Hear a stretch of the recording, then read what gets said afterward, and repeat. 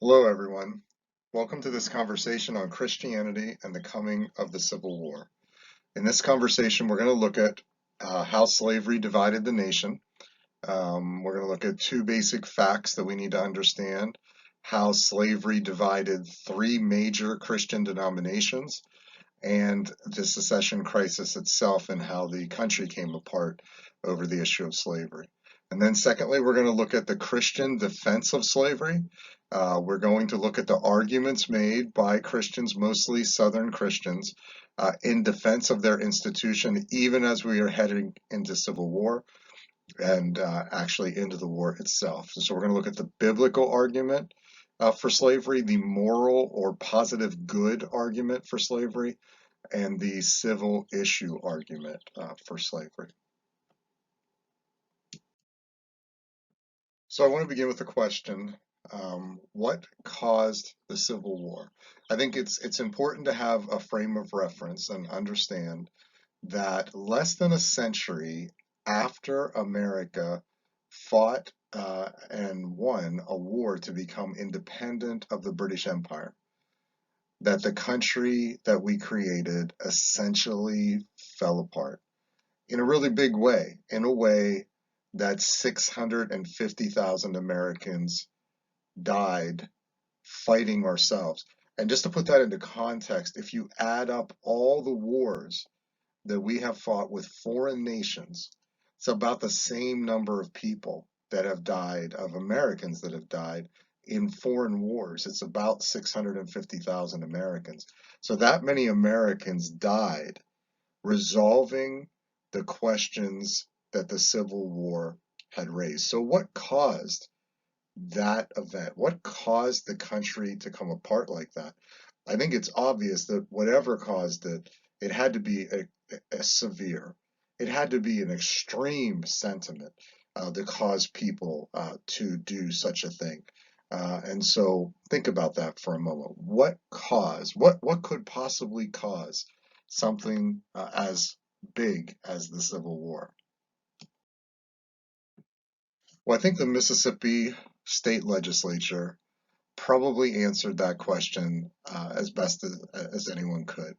Whenever they seceded from the Union, they tried to make a statement that said, here's what we're doing, here's why we're doing this. And they said this: our position is thoroughly identified with the institution of slavery, the greatest material interest of the world. It said their position is thoroughly identified with the institution of slavery. That's a really clear statement. Mississippi was saying, we're invested in slavery. And in some of our past conversations, we've kind of covered that ground. And we've seen how in the 1800s, Southerners became more and more invested in defending the institution of slavery. It became more, not less, institutionalized. And so the Mississippi legislature said, this is about slavery. We are leaving the Union because of slavery. So we want to begin our conversation of how slavery divided the nation by looking at two basic facts. The first is the Civil War was fought over the institution of slavery. There have been lots of arguments and discussions through the years, but the reality is about different events of how ways of looking at this. But the reality is, if you take slavery out of the equation, there is no Civil War. Yes, it's always more complicated than just a simplistic explanation for any action, but the reality is, if there's no slavery, there's no war. It just doesn't happen. So the Civil War was fought at its core over the institution of slavery, whether or not we were going to continue to do this. The second thing that's true that we need to come to terms with is that many Christians, thousands of Christians, fought to preserve the institution of slavery. Thousands of Christians fought to defend slavery. And that's important to come to terms with and to think about as we head into this conversation. Slavery itself didn't just divide us politically, it divided us religiously. And we've seen some of that conversation already about different viewpoints and different voices on slavery within Christianity. And we've seen Christian abolitionism and paternalism and some other ideas. But it's important to know that in the years leading up to the Civil War, the three major denominations in the country, three major national denominations, split apart over the issue of slavery. In 1844, the Methodist Episcopal Church South was formed when Southern Methodists left the Methodist denomination to form their own denomination because the larger Methodist denomination, the national denomination, had said that bishops should not be allowed to own slaves. And so Southern Methodists left and they formed the Methodist Episcopal Church South in 1844. In 1845, the next year, the same thing happened to the Baptist denomination, and Southern Baptists left and formed the SBC, or the Southern Baptist Convention, and their issue was that the National Baptist denomination had said that slaveholding missionaries is not okay. And so Southerners left and formed their own denomination. The Presbyterians held together a little longer. They actually divided in 1858 over differences regarding the revivals. And the anti-revival people formed one denomination, and the pro-revival people formed another. But then 3 years later, in 1861, there was a second division along northern and southern lines over the issue of whether the members of the denomination owed their allegiance to the government of the United States. And the context is that the larger denomination had passed the Gardner Spring resolutions. And that those are a series of statements that basically were saying we are going to be loyal to the government of the United States. You have to understand the war is breaking out in 1861. And so for the national denomination to say that is saying, Southerners, you can't rebel against the government of the United States. And so Southerners left the Presbyterian Church, the national denomination, and formed the Presbyterian Church of the Confederate States of America. They later then, a few years later, merged with another group of Presbyterians as part of the other split that we talked about a second ago to create the Presbyterian Church in the United States. And so that's obviously very complicated. But the bigger point here, I want to make 2 points about these denominational schisms. The first is all three of these denominations had worked very hard since the time of the American Revolution to try to figure out a compromise position to keep the country, to keep their denomination together. And by the 1840s, 50s, and 60s, they just simply couldn't do it again anymore. And then secondly, I think the point I want to make is that if the church cannot hold together, if slavery is going to divide these three major denominations, what chance do we have for a political compromise? What possible chance do we have of the country politically figuring this problem out if three major denominations in the country can't figure out? If Christians can't figure out how to come together on this, how are political parties and politicians going to do that? So that brings us to the secession crisis and how the country actually did come apart. And to understand that, we need to do some work with the map here and understand that essentially we have been working with this compromise of trying to keep this political compromise of trying to keep the country together by keeping a balance between slave states and free states to preserve the balance in the Senate, to kind of neutralize the ability of one side to do anything to the other. And so this has been going on in large part since the American Revolution.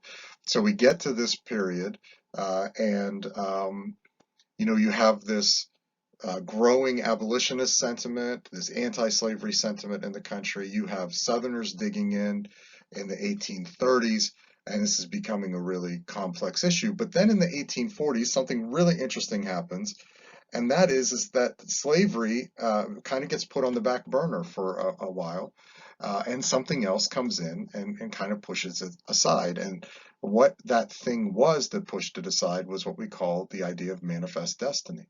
Because in the 1840s, the American people became very, very enamored with the idea that it was America's destiny to stretch from one coast to another, that across this entire continent, this whole territory was destined to be America. Now, understand, America is mostly here.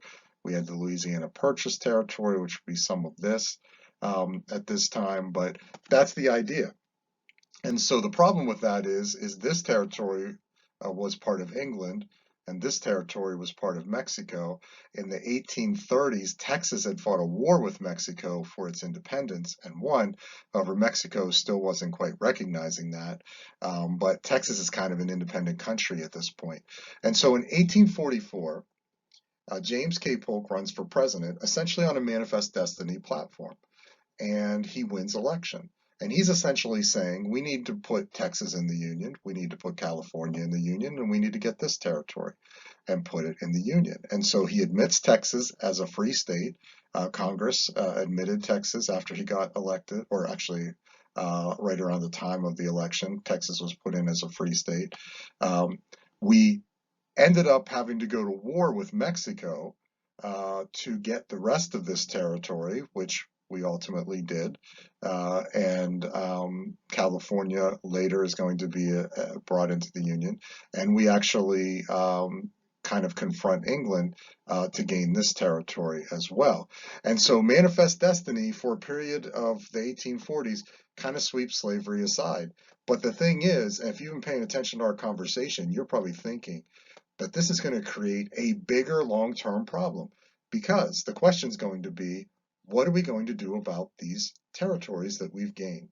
How are we going to preserve the balance that we've been trying to preserve? How will that work? So it's going to create further problems. And one of the things you need to understand is that the country did not break apart about whether or not to have slavery here in what is the traditional South. The country broke apart over the issue of whether to have slavery out here. That was the question. It was the expansion of slavery. It wasn't slavery where it was. And so, in 1850, this becomes an issue immediately, and it becomes an issue with regard to California. California wants to come in as a free state. And so there is this maybe one of the most complex compromises ever created by Congress.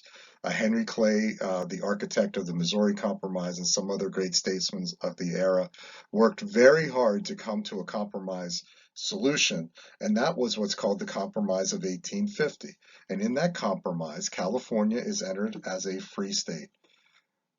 This area, also that we gained from Mexico and the Mexican War, is divided into two territories. Some border disputes are settled. And the idea here is that they just made a really ambiguous statement about how, it didn't say slavery at all, didn't mention slavery, but just basically giving these governments some basic authority over, as they become states, over their future. This becomes kind of develops into the idea of popular sovereignty with regard to slavery, the idea of just let the territories themselves, that because they become states, to decide for themselves what they're going to be. It's not exactly the way it was, a little more complicated than that.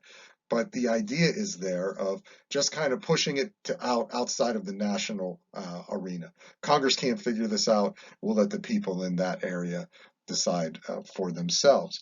And so that is the decision with regard to this territory.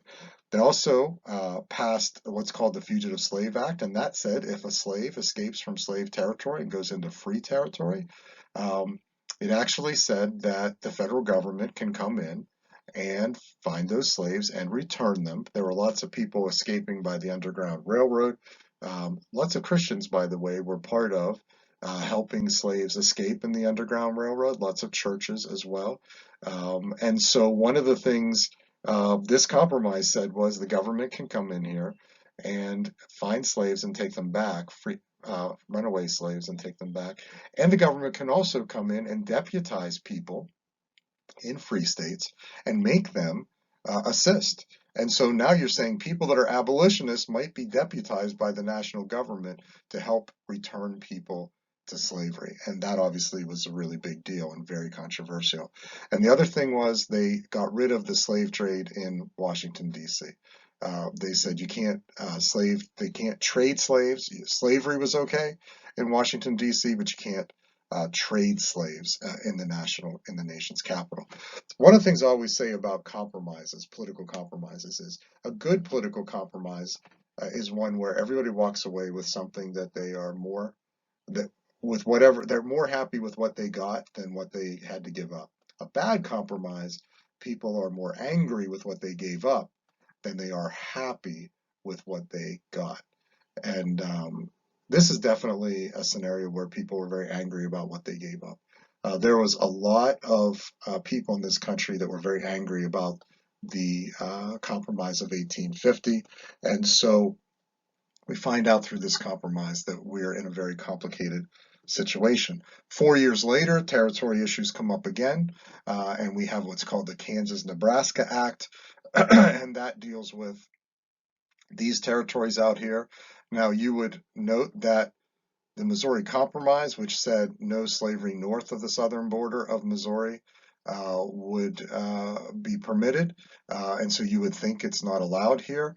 But the Congress in 1854 actually, again, in an attempt to appease the South and to keep the country together, took this territory, divided it into two territories, with the idea that one ultimately would be slave, probably Kansas, Nebraska would ultimately be free. They nullified the Missouri Compromise when it came to this territorial issue, and they said, essentially, that these people out here will be able to decide for themselves whether they want to be a slave or free state. And so there's popular sovereignty put into law. It's the government of the United States saying, we can't decide this issue, we're going to let you decide for yourselves. The assumption was Kansas would be slave and Nebraska would be free. So the Kansas-Nebraska Act of 1854. So far we've talked about Manifest Destiny, the Compromise of 1850, and the Kansas-Nebraska Act of 1854, all having to do with territory. Then we have other issues that are going to feed into this and that are related. In 1857, a slave named Dred Scott sued his owner because his owner had taken him into a free state and on several occasions. And Dred Scott argued that once he was in a free state, he was a free person and he couldn't be returned to slavery. You can see that this is a direct attempt to question the Fugitive Slave Act's constitutionality. So it goes to the Supreme Court. The question is Dred Scott still a slave? Can you take a slave into free territory and bring them back? And the Supreme Court in 1857 said, yes, Dred Scott was a slave and he is a slave because slaves are property and the government cannot take away a person's property based on the Fifth Amendment to the Constitution. And so we have the Supreme Court taking an extreme radical pro-slavery position in 1857. The opposite of that position is what happened with John Brown. John Brown was an abolitionist. He's on the other end of the spectrum. And John Brown wanted to get rid of slavery, and he actually had spent time in Kansas. What happened in Kansas after the Kansas-Nebraska Act passed is fascinating. So people then knew that if the Kansas at some point was going to be able to vote to decide whether they wanted to be slave or free, and so abolitionists start moving to Kansas so that they could get a bunch of abolitionists there to vote to make Kansas free, and pro-slavery people are moving to Kansas so they can vote to make it a slave state. And the result is that you have these different settlements, slave and free settlements, and these people come into conflict with each other and they start killing each other. In the 1850s, it's kind of a precursor to the Civil War. And John Brown was out there and was part of that. And he came back to Pennsylvania. Then he got a bunch of people together and he said, let's go to Harper's Ferry in Virginia, which is now West Virginia, and let's raid the federal arsenal there and let's get the weapons and take them into the South and arm the slaves and lead a slave rebellion. And that's what John Brown tried to do. Now, he was captured, and he and the rest of his people were captured and executed. But in 1859, things clearly radicalize. John Brown becomes a hero in the North and among abolitionists, and in the South, John Brown becomes their greatest fear. And so you have the psychological effect of Southerners thinking every abolitionist wants to arm the slaves and kill them. You have civil war breaking out on a minor scale in Kansas. You have abolitionists radicalized. And then that all leads into the election of 1860. So, in the midst of all of this, in 1860, we had to elect a president. Can you imagine trying to nationally elect a president in the middle of this situation? And one of the things we have to understand in the context of the election of 1860 is that there were multiple positions that existed on slavery. There were people that were abolitionists and again thought we should get rid of it right away. There was the opposite spectrum, the people that were the Scott versus Sanford idea of pro-slavery, that slaves are constitutionally guaranteed. No one can take them away from us. They're our property. You have people saying, just let people decide for themselves. You have the popular sovereignty crowd saying, just let people decide for themselves whether they want to have be a slave or free state. And then you have a new idea comes along called free soil.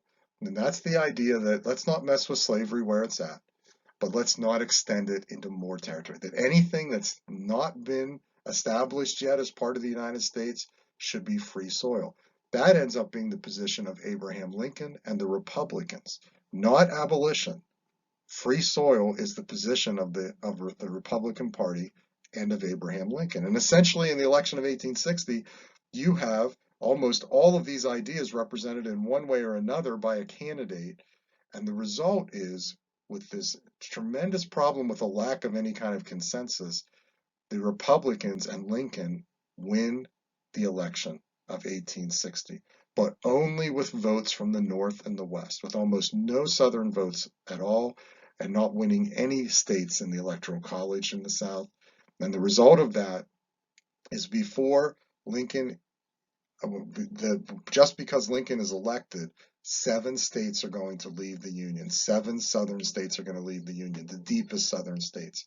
And then once war breaks out, once Lincoln decides to say, you can't leave the Union, and a war actually breaks out, 4 more Southern states, 4 more slave states are going to leave the Union. It's important to note that 4 states didn't leave the Union that were slave states as well. They were the northernmost slave states. But secession occurs. Ultimately, within a few months, we end up in a civil war. So slavery divided the nation. The Civil War was fought over slavery. 2 important facts. Civil War was fought over slavery, and many Christians fought to defend slavery. Major denominations experienced schism over the issue of slavery. Methodist, Baptist, and Presbyterian split apart over slavery. The Christian community could not figure out a way to stay together. How can we figure out a way to stay together politically if the Christian community and denominations cannot figure that out? And then we have the secession crisis and this issue of what to do about slavery in new territories, this movement towards extreme positions and extremism, and the reality that there was no viable political compromise that could be found. Ultimately, that's what leads us into the secession crisis, and that's what leads us ultimately to civil war.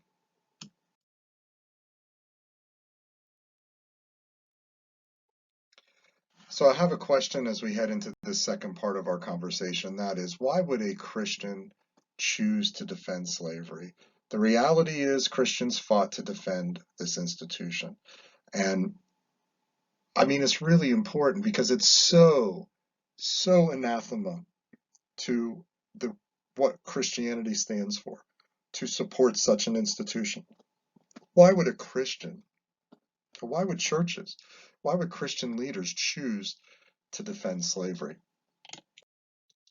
I think J.W. Tucker really helps us to understand that. He said to the troops, he's a Christian pastor, and he said to Southern troops as they were heading into battle, Your cause is the cause of God, the cause of Christ, of humanity. It is a conflict of truth with error, of Bible with northern infidelity, of pure Christianity with northern fanaticism. I think the thing it's important for us to understand is that one of the most dangerous things that can happen to a person is that they can become convinced that an evil thing that they're doing is good, that the Bible supports evil. That's a very dangerous thing. The reality is, thousands of Christians believed that they were doing the right thing. That's something we have to come to terms with. J.W. Tucker thought this is the cause of God, the cause of Christ, that the fanatics were the Northerners who said we need to stop this, that pure Christianity, the Bible, and truth resides with us, resides with slavery. I think it's really important for us to think about that and come to terms with that. So as we look at the Christian defense of slavery, there are three arguments that Christians make. The first one is the biblical argument. They start out with the idea that the Bible doesn't repudiate slavery, that you can read the Bible from one end to the other. It talks about slavery. Slavery exists, but there's no commands that say you can't own a slave. There's no condemnation of the institution. There's no suggestion to work to get rid of it. There are regulations about it, but there's no repudiation of it. And that is true. The second thing that they say about the Bible and the biblical argument is that African slaves fell under the curse of Ham. Now, this has to do with a fairly complicated story involving Noah and the idea that all living people, according to the Bible, are descendants of the three sons of Noah after the flood. And there's a story in the Bible about how one of those sons, Ham, actually dishonored the other two. And as a result of that, Noah pronounced a curse on Ham's son, Canaan, and said, Canaan and his descendants will be cursed, and they'll be cursed by being essentially the servants of Ham's brothers. And so Christians have made the argument that African slaves are cursed under Noah, under the curse of Ham, because they are descendants of Ham, and Ham's descendants went to live in Africa. So here's the problem with that. The curse wasn't on Ham's descendants, it was on one of his descendants, Canaan. It is true that some of Ham's descendants did go live in Africa, and that later Africans are descendants of some of Ham's descendants. But the Canaanites did not go to Africa. They lived in the Middle East. They lived in the area where Israel is now, and they ultimately became extinct. So these people do not even exist anymore. So it's a very, very problematic argument, but it is an argument that was made very aggressively over a long period of time that African slaves are simply under a curse that ultimately originates from God, and it's God's way of doing things. The third argument they make from the Bible is that God sanctioned slavery by creating rules to regulate it. In other words, because the Bible says how you should treat your slaves and how slaves should respond to their masters, that is a sanction of slavery. That's saying slavery is okay. It ignores the fact that the slavery of Bible times, was very different from the slavery of America in the 1800s on several points. First, slaves at that time, in Bible times, are not born into slavery for the most part. I mean, generally speaking, they're not born into slavery. Most often, people entered slavery as a choice, or they were captured in war. But mainly as a choice, people decided sometimes that they would become a slave of somebody for a period of time in order to pay back a debt that they were unable to pay. Slaves worked temporarily and not permanently. Slavery was not a permanent institution. It was generally a temporary institution, and it got people from being in one condition economically to another. There are actually rules in the Bible that say that when you release your slaves, you should give them some things to get started. And slaves had rights that they didn't have in America. They had the right to marry, they owned property, all of these things true. So it's a very different thing that we're talking about in Bible times. So that's the biblical argument. There's also then derived from the biblical argument what's called the moral or positive good argument. Robert Dabney, a Christian leader, wrote a book called A Defense of Virginia in 1867. And he basically said that slavery is a good thing. It's a positive thing. It's the right moral thing to do. And it was the right moral thing to do because slavery kept blacks from their natural inclinations towards lying, theft, drunkenness, and laziness. You remember talking previously about the argument pro-slavery argument about slaves are barbarians and they need to be under control, and slavery puts Africans under proper control, and so you have these racist arguments being made of inferiority. That leads into the second thing that Dabney said. Slavery brought a morally and intellectually inferior race into contact with a nobler race. That the good thing about slavery is these people from Africa got to be around white people, and they got to learn white culture and be associated with people that could raise them up out of their barbarity. Again, tremendously racist viewpoint. And then thirdly, slavery introduced blacks to Christianity. It introduced them to Jesus. And so that makes it a good thing. So it's the moral, positive, good argument in defense of slavery. Then thirdly, there's what we call the civil issue argument. This was put forward by James Henry Thornwell. He wrote an article called the Spirituality of the Church.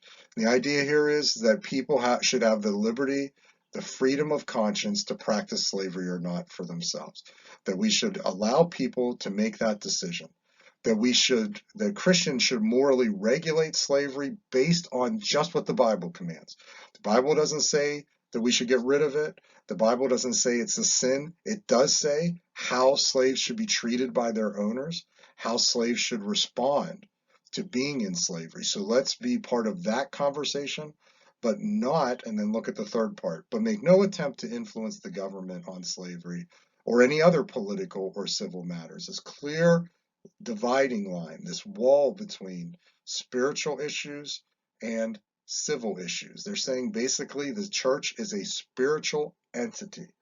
We can only enforce the spiritual conversations the Bible is having, and that the rest of it we have to leave up to the civil government. So we're going to make any attempt to influence the government or be part of that conversation on slavery or other political or civil matters.